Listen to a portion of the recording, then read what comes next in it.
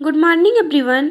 Welcome to my YouTube channel study with Suman में इस video में डिस्कस किया जाएगा आज के महत्वपूर्ण करंट अफेयर्स के प्रश्नों को।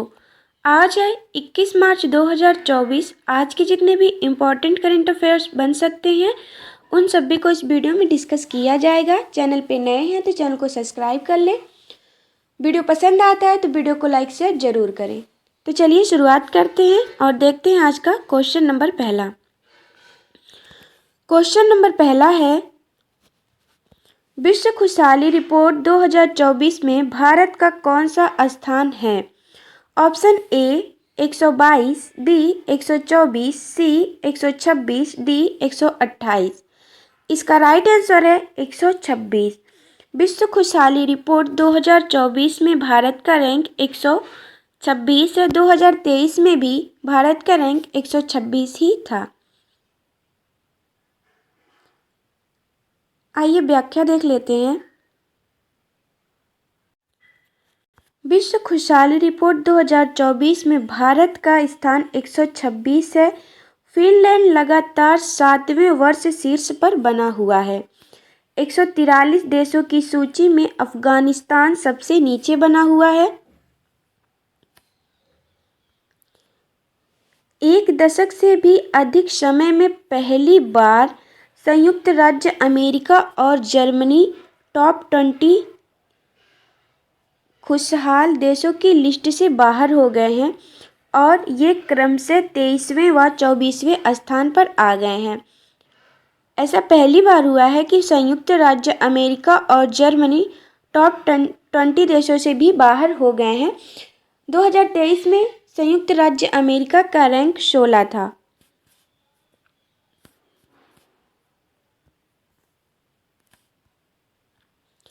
विश्व खुशहाली रिपोर्ट संयुक्त राष्ट्र के सतत विकास समाधान नेटवर्क द्वारा प्रकाशित की जाती है।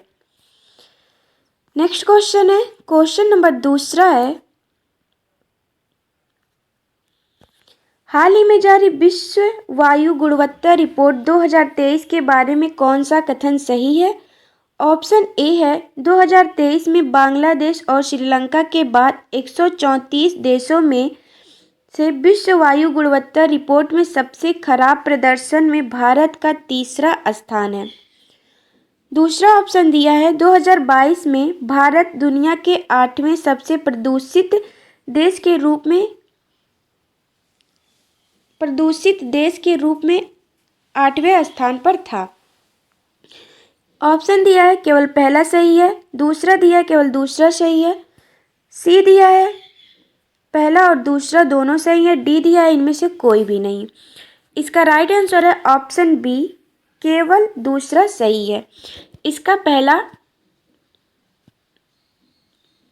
ऑप्शन रॉन्ग है। 2023 में बांग्लादेश और पाकिस्तान के बाद बांग्लादेश पहले नंबर पे है, पाकिस्तान दूसरे नंबर पे है और भारत तीसरे नंबर पे है। आइए व्याख्या देख लेते हैं।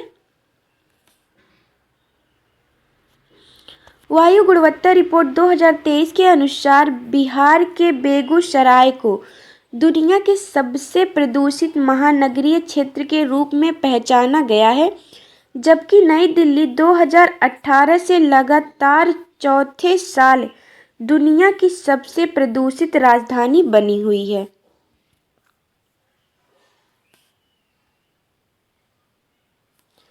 वर्ल्ड एयर क्वालिटी रिपोर्ट 2023 में सर्वाधिक प्रदूषित देश पहला बांग्लादेश है, दूसरा पाकिस्तान है, तीसरा भारत है।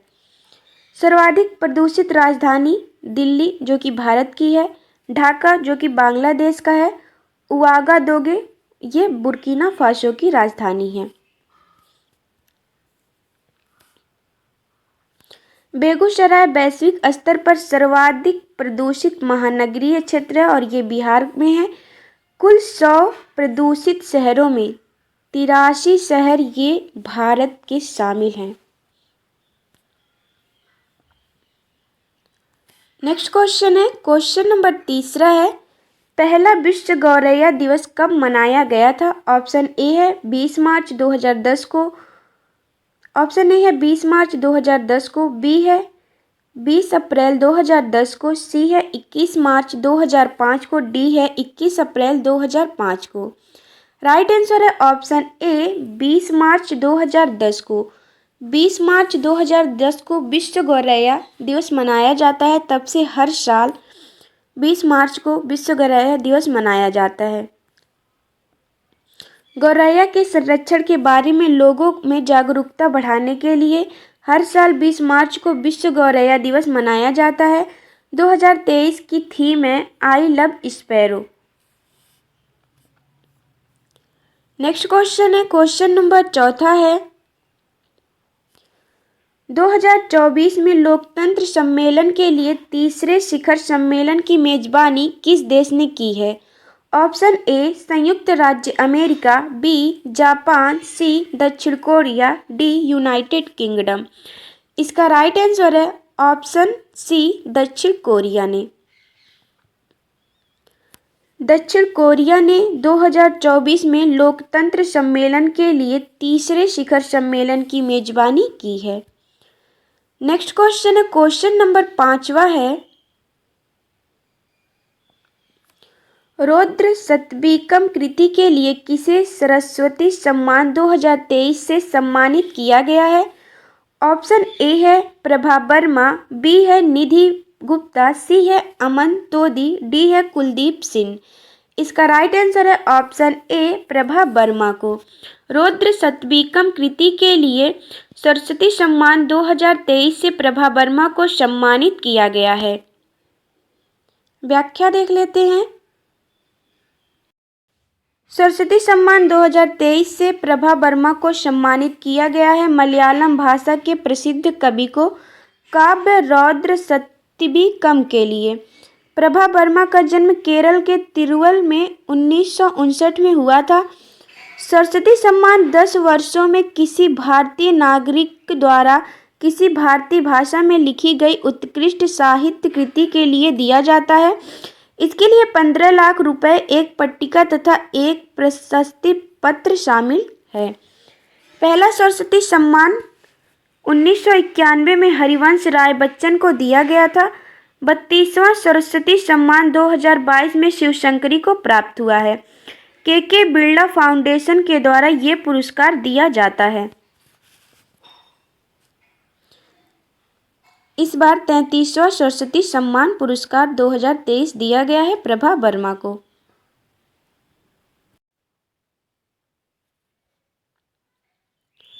नेक्स्ट क्वेश्चन है, क्वेश्चन नंबर 6 है, कौन सा राज्य ऐसी प्रणाली विकसित करने वाला भारत का पहला राज्य बन गया है जो बांधों नहरों में जल की उपलब्धता पर वास्तविक समय की जानकारी प्रदान करता है, जिससे यह जानकारी सार्वजनिक डोमेन में उपलब्ध की जाती है? ऑप्शन ए है गुजरात, बी है महाराष्ट्र, सी है राजस्थान, डी है कर्नाटक। इसका राइट आंसर है option C Rajasthan.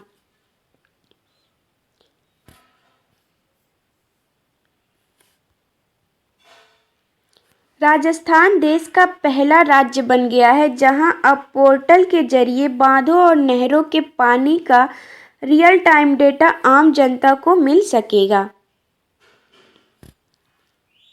Next question है, क्वेश्चन नंबर 7 है, चेन्नई मुख्यालय वाला कौन सा अंतरिक्ष स्टार्टअप 22 मार्च को आंध्र प्रदेश के श्रीहरिकोटा में सतीश धवन अंतरिक्ष केंद्र से अपना पहला rocket अग्निबाण sub orbital technology demonstrator launch करने वाला है? ऑप्शन ए है Skyroot aerospace, B Agnikul cosmos private limited, C Dhruva space, D omni present robot technology. इसका राइट आंसर है option B Agnikul cosmos private limited. Next question है, question number 8 है, महर्षि आयुर्वेद अस्पताल में इन हाउस रेस्तरां का नाम क्या है? Option A spice garden, B Soma Ayurvedic Rasoi, C herbal heaven, D Ayurbite. इसका राइट आंसर है ऑप्शन बी सोमा आयुर्वेदिक रसोई। महर्षि आयुर्वेद अस्पताल में इन हाउस रेस्तरां का नाम सोमा आयुर्वेद रसोई है।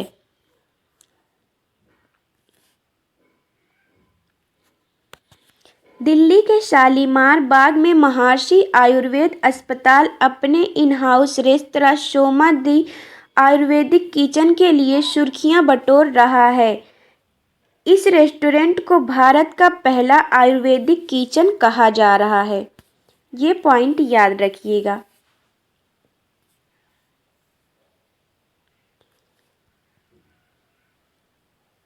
नेक्स्ट क्वेश्चन है, क्वेश्चन नंबर 9 है। थोड्डार मधुभूषी कृष्ण को संगीत में उनके योगदान के लिए कौन से प्रतिष्ठित पुरस्कार के लिए सम्मानित किया गया है? ऑप्शन ए ग्रैमी पुरस्कार, बी संगीता कालनिधि पुरस्कार, सी पद्म भूषण, डी भारत रत्न पुरस्कार। राइट आंसर है ऑप्शन बी संगीता कालनिधि पुरस्कार से। थोड्डर मधुभूषी कृष्ण को संगीत में उनके योगदान के लिए संगीता कालनिधि प्रतिष्ठित पुरस्कार से सम्मानित किया गया है। ये कर्नाटक के प्रसिद्ध संगीतकार हैं। इन्हें संगीता कालनिधि पुरस्कार से सम्मानित किया गया है। नेक्स्ट क्वेश्चन है, क्वेश्चन नंबर 10वां है और इस वीडियो का लास्ट क्वेश्चन है। इसके बाद कल जो सभी क्वेश्चन किए थे उनका रिवीजन किया जाएगा। मार्च 2024 में उत्तर प्रदेश के गृह सचिव के रूप में किसे नियुक्त किया गया है? ऑप्शन सी दीपक कुमार को। दीपक कुमार को उत्तर प्रदेश के गृह सचिव के रूप में नियुक्त किया गया है। ये आपसे सीधा सीधा क्वेश्चन बन सकता है। तो चलिए कल के जितने भी प्रश्न थे उन सभी प्रश्नों का रिवीजन कर लेते हैं। कल का प्रश्न है, यूके में डायना लिगेसी पुरस्कार के भारतीय प्राप्तकर्ता कौन है? आंसर है उदय भाटिया और मानसी गुप्ता। मई 2024 से प्रभावी P&G इंडिया के नए CEO के रूप में किसे नियुक्त किया गया है? कुमार वेंकट सुब्रमण्यम को। किस कंपनी को लगातार 8वें वर्ष क्रिसिट्रिक सर्वश्रेष्ठ नियोक्ता के रूप में मान्यता दी गई है? Tata AIA life insurance company limited को। भारत के पहले इंडोर एथलेटिक्स केंद्र का उद्घाटन किस राज्य में किया गया? आंसर है बी उड़ीसा में।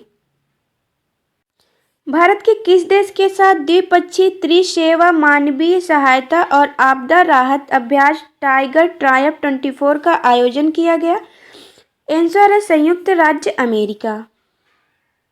अपोलो 10 चंद्रयान मिशन के कमांडर नासा के अंतरिक्ष यात्री का मार्च 2024 में 93 वर्ष की आयु में निधन हो गया। इनका नाम क्या है? Thomas P Stafford. मार्च 2024 में रूसी संघ में भारत के अगले राजदूत के रूप में किसे नियुक्त किया गया? विनय कुमार को। कौन सा देश भारत से हिंदुस्तान एरोनॉटिक्स लिमिटेड द्वारा निर्मित 2 डोर्नियर TU-28 विमान खरीदने की योजना बना रहा है? आंसर है गुयाना। ये 2 विमानों को खरीदेगा। नेक्स्ट क्वेश्चन है, उस चक्रवात का नाम क्या है जो हाल ही में कमजोर हुआ लेकिन ऑस्ट्रेलिया के उत्तरी क्षेत्र में भारी बारिश और हवाएं लाया? ऑप्शन ए है चक्रवात मेगन। क्वेश्चन नंबर 10वां है, मार्च 2024 में क्यूबा में भारत के अगले राजदूत के रूप में किसे नियुक्त किया गया? आंसर है T आर्मस्ट्रांग को। किस देश के वैज्ञानिकों ने मंगल ग्रह पर विश्व ज्वालामुखी की खोज की है जिसका नाम नोकोटिस ज्वालामुखी है? आंसर है संयुक्त राज्य अमेरिका।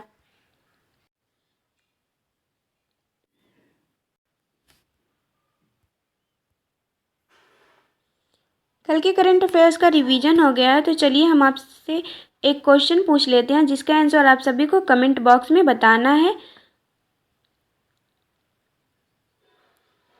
ऑप्शन पहला है, भारतीय नौसेना की नवनिर्मित मुख्यालय भवन का नाम नौसेना भवन रखा गया है। दूसरा है, इस भवन का उद्घाटन प्रधानमंत्री नरेंद्र मोदी ने किया। इसमें सही कथन बताना है। ऑप्शन ए दिया है केवल पहला सही है, बी दिया है केवल दूसरा सही है, सी दिया है पहला और दूसरा दोनों सही है, डी दिया है इनमें से कोई नहीं। इसका राइट आंसर आप सभी को कमेंट बॉक्स में बताना है। मिलते हैं कल न्यू वीडियो में, तब तक के लिए जय हिंद।